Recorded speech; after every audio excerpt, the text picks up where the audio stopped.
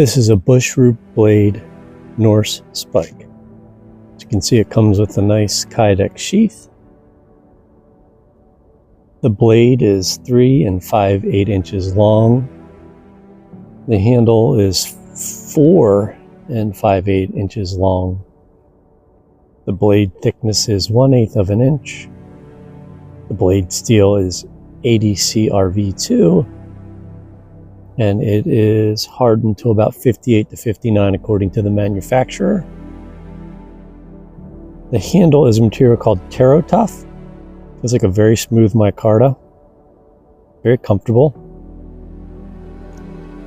Has 2 barrel tubes that are made out of brass and then a center pin, which I believe is brass as well. The handle is shaped uniquely where it's more narrowed towards the blade and gets wider towards the back of the handle.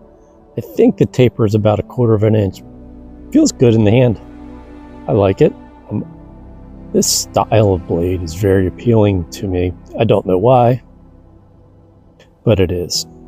A couple of knives to compare it with. This is the Primitive Woodsman Bushcrafter light.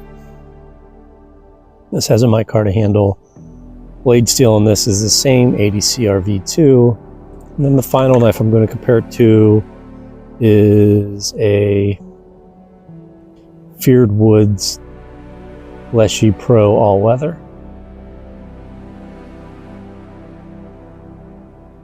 The Leshy Pro All-Weather is made from AEBL, Able Steel.